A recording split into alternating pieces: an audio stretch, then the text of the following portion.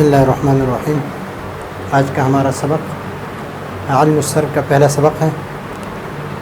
علم الصرف کی تعریف ہے کہ علم الصرف وہ علم ہے جس سے صیغوں کی پہچان حاصل ہوتی ہے، نمبر 1۔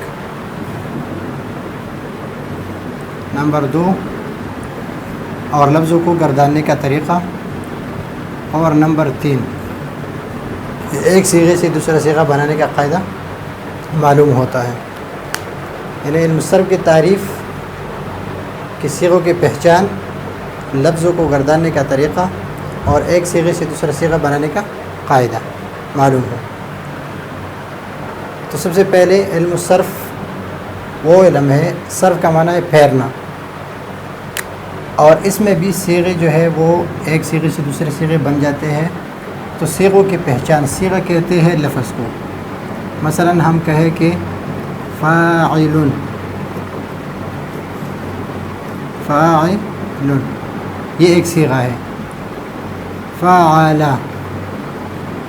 یہ ایک صیغہ ہے، یفعل یہ ایک صیغہ ہے، اور فاعل مفعول یہ ایک صیغہ ہے۔ تو ہمیں علم الصرف میں یہ ایسا علم ہے کہ جس میں ہمیں صیغوں کی پہچان ہو جائے کہ یہ صیغہ یہ کیا ہے، کون سا صیغہ ہے، یہ کون سا صیغہ ہے، یہ کون سا صیغہ ہے، اور یہ کون سا صیغہ ہے۔ اور ہمیں یہ معلوم ہو جائے کہ لفظوں کو گرداننے کا طریقہ، لفظوں کو گرداننے کا طریقہ مثلا ہم یہ کہیں کہ فعل،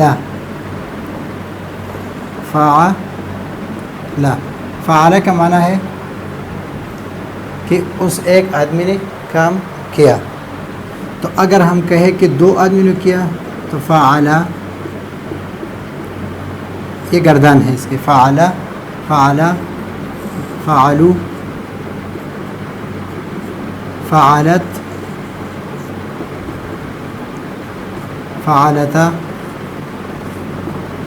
یہ اس ایک صیغے سے ہم نے یہ گرداننے کا طریقہ ہے کہ اس کے ہم گردان کس طرح گردانیں گے، یعنی اس کے گردان کس طرح بنائیں گے ہم۔ اور اس طرح یفعل سے، یفعل سے یفعلان،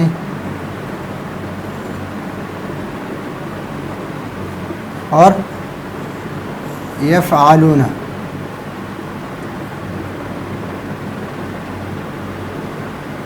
یفعلون، اس طرح یہ گردان ہے۔ اس طرح اگر ہم فاعل کی گردان کرتے ہیں، فاعل، فاعلان، فاعلون، اس طرح مفعول کی گردان کرتے ہیں، مفعول، مفعولان، مفعولون، یہ سارے گردان ہیں۔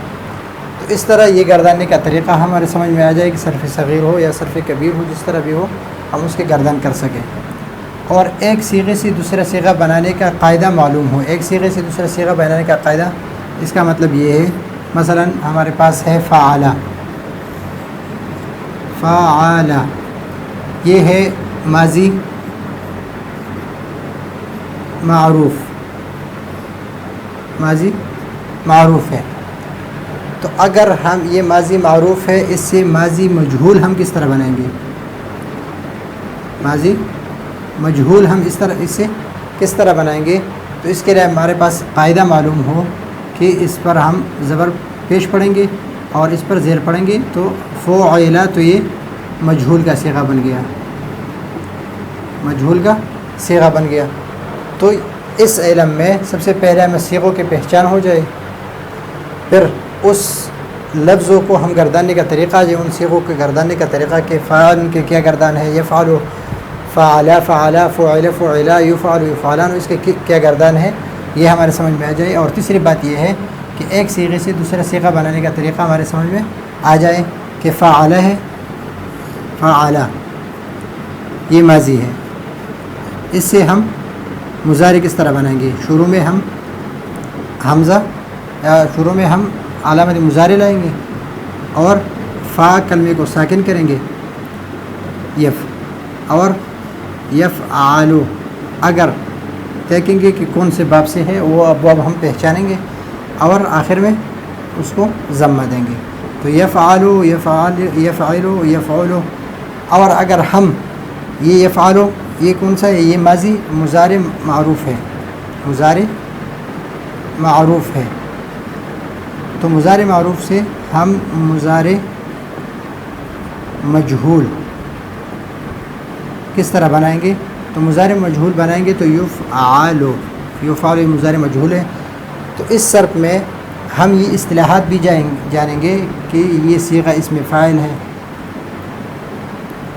اسم فاعل ہے، یہ صیغہ اسم مفعول ہے، صیغہ اسم مفعول ہے، یہ ماضی ہے، یہ مضارع ہے.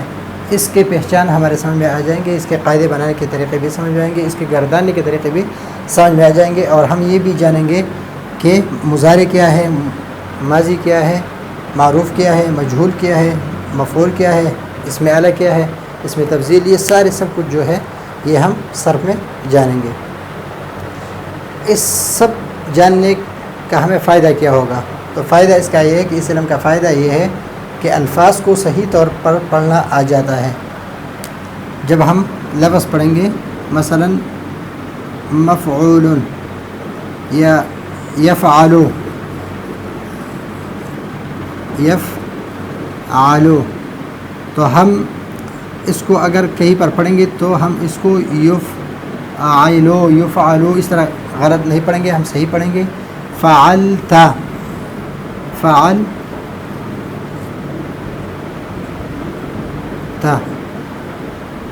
تو اس میں اور فعلت میں، فعلتے میں اور فعلتوں میں ہم فرق کر سکیں گے کہ یہ صیغہ اگر اس پر زبر ہو تو یہ مخاطب کے لیے ہے، اگر اس پر زیر ہو تو یہ بھی مخاطب کے لیے ہے. تو اس دونوں میں فرق کیا ہے؟ یہ مذکر کے لیے اور یہ مؤنث کے لیے. اگر اس پر پیش ہو تو یہ متکلم کے لیے ہے. متکلم کس کو کہتے ہیں؟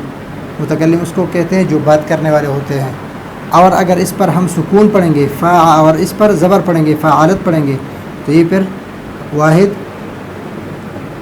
غائب مؤنث کے لیے.